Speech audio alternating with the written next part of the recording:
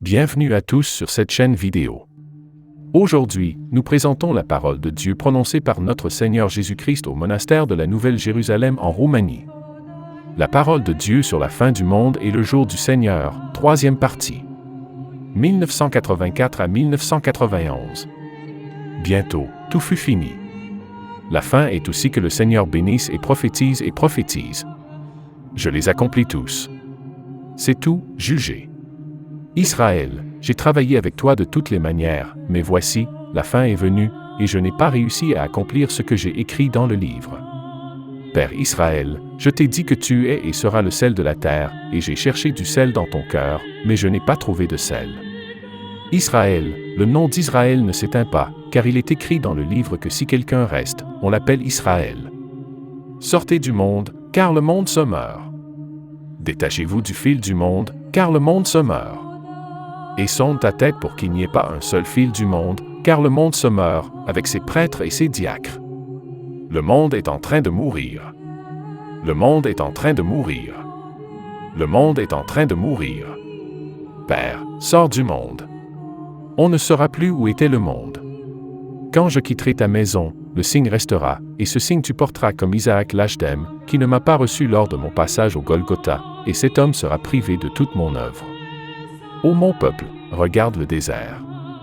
Ceci est écrit dans le livre saint, et lorsque la désolation entrera dans le lieu saint et engloutira un grand nombre de disciples, alors la fin sera venue. Connaissez ce signe par les mourants et les malades dans les hôpitaux. Ô, mon peuple bien-aimé pour qui j'ai voulu avoir un avenir au ciel, faire de vous des disciples et de saints martyrs, et ce que Dieu a fait à travers Jean et à travers son peuple dès le début. Il est écrit dans le livre que lorsque la désolation entre dans le lieu saint, sachez que le royaume de Dieu est arrivé. Et le royaume de Dieu ne vient pas des ivrognes, il ne vient pas des fornicateurs, il ne vient pas des blasphémateurs ou des vendeurs, mais il vient des chrétiens, il vient des bonnes œuvres. Tu le verras de tes yeux devant toi, et si tu en es digne, tu entreras, car la porte s'ouvrira, elle sera écartée et tu entendras une voix parentale, « Viens, serviteur, laisse-moi te servir. » Reprenez vos esprits, car tout est fini. Rien de plus n'est ajouté. Tout cela a pris fin. Soyez prêts, car le Seigneur Jésus-Christ frappe à la porte. Spiritualisez, le Seigneur parle. Ce n'est pas le début, mais la fin, que beaucoup sera travaillé pour ce temps qui reste, beaucoup sera vu. Heureux mille fois celui qui n'a pas vu et cru, que le temps est venu de payer sa foi spirituelle, le temps est venu de payer sa conduite spirituelle, le temps est venu pour chacun de prendre son œuvre du sien. Ce n'est pas un prêtre, ce n'est pas un prophète, il n'y a pas de prophétie dans laquelle il n'est pas tiré avec son arme.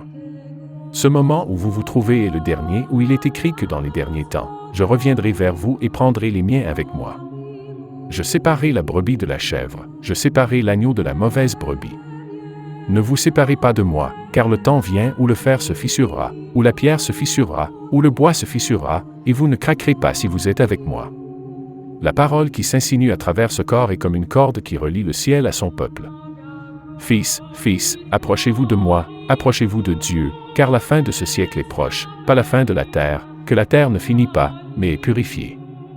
Tel que vous êtes aujourd'hui sur terre, ainsi vous le serez après la tombe, car alors vous n'aurez plus de frontières, mais vous serez un jardin planté par la main divine. Vous aurez de la nourriture et des boissons, non pas des boissons enivrantes, mais vous boirez une boisson précieuse, bénie et sainte, et vous ne serez pas satisfait de son goût. Ne soyez pas stupides, sans connaissance. La fin approche, mais avant tout, la fin, celle des ivrognes, des impudiques, des fumeurs, des vendeurs et des voleurs. Lorsque le leader Soescu passe, les peuples du monde entier font obstacle et crient des hosannas. Si un homme terrestre possède ces hosannas, combien plus un chrétien est-il accueilli par le ciel saint? La fin de cet âge se termine avec les noces de l'époux céleste, et Dieu veut plus. C'est pourquoi il prépare les ouvriers de sa vigne.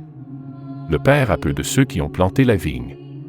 Il est temps de vivre avec votre femme comme avec une sœur, car c'est la fin et vous n'avez plus de place si vous ne le faites pas. Je descends avec toute la certitude que je trouverai aussi quelque chose pour le bonheur. C'est comme descendre dans un jardin et regarder les fleurs plantées, les cueillir une par une et faire un bouquet de fleurs que l'on aime mettre sur la table.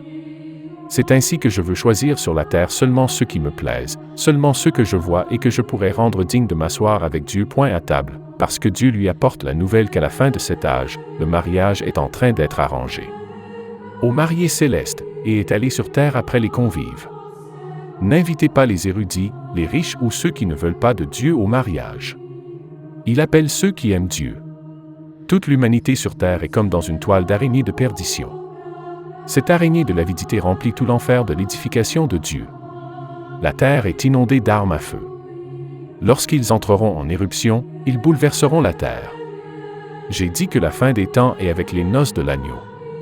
L'époux est aussi le juge. Son épouse est la petite Église avec ceux qui la servent et avec tous ceux qui l'ont servi et aimé.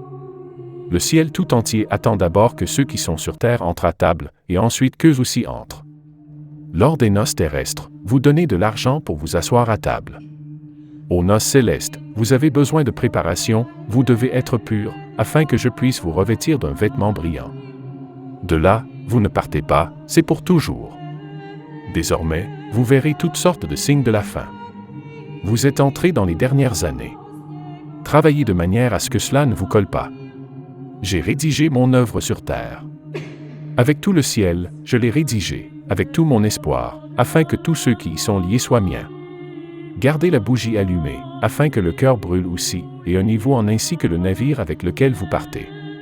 C'est pour ça que je t'enseigne, parce que plus personne ne t'enseigne bien. J'ai laissé les prêtres à la place des apôtres, mais ils ont peur du règne de l'Antéchrist, car ils attirent celui qui est encore dans ma volonté. Tous les anges et tout le ciel saint regardent et écoutent tout ce que j'ai donné pour travailler ici. Le début des affres de la fin, c'est cette année. Celui qui court après Dieu s'échappera.